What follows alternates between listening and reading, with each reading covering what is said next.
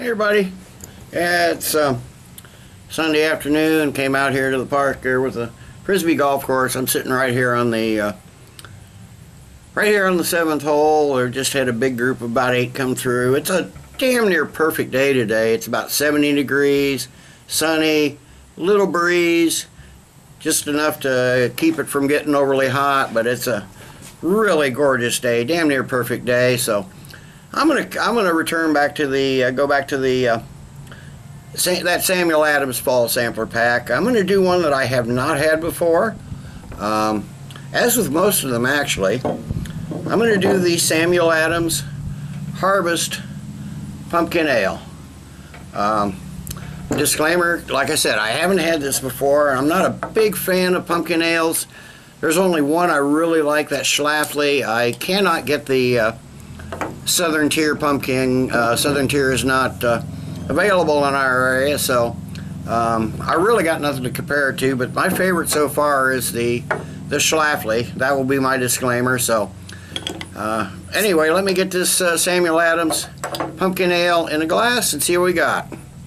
While I'm pouring, it says, from the website, it says, a perennial favorite of our brewery Halloween party, Samuel Adams Harvest Pumpkin Ale is brewed with over 11 pounds of real pumpkin per barrel, adding a full body and sweetness to this dark reddish amber brew.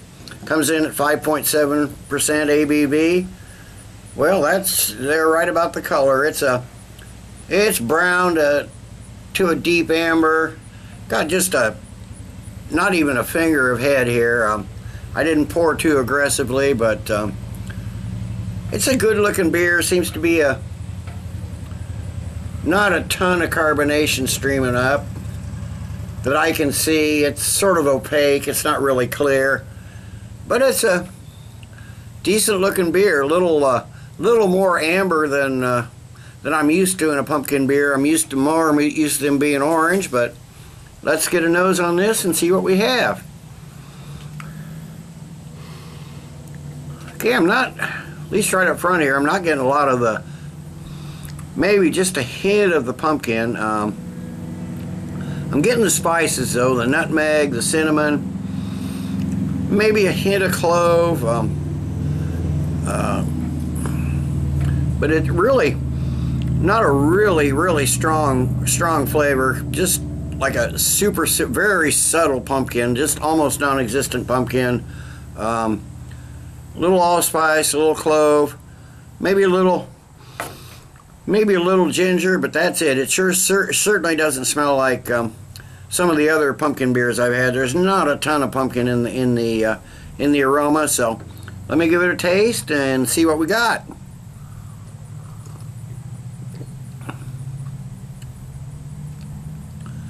Okay, it's really malty sweet up front. I'm getting just a very slight hint of the pumpkin there, not very much at all.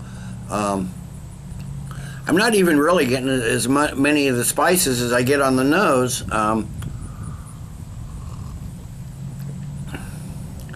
It's a little watery. They said full body and sweetness. It's sweet for sure, but there's definitely no full body here. It's medium to medium light bodied. Fairly thin for I guess most of the pumpkin beers I've had, which have not been a lot, but I've only been impressed with the one. So about mid palate you do start to get some of the spices, and there's a really modest faint spice on the finish, but really not a lot of spice on the flavor, not nearly as much as in the taste.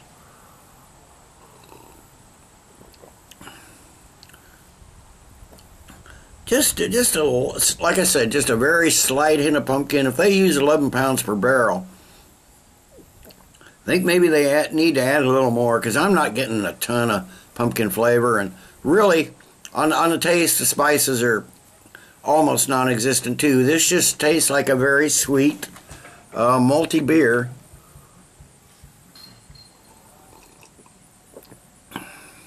It's got a decent flavor. It's just not bursting with flavor. nicely balanced though. So anyway, let me let this warm up a bit.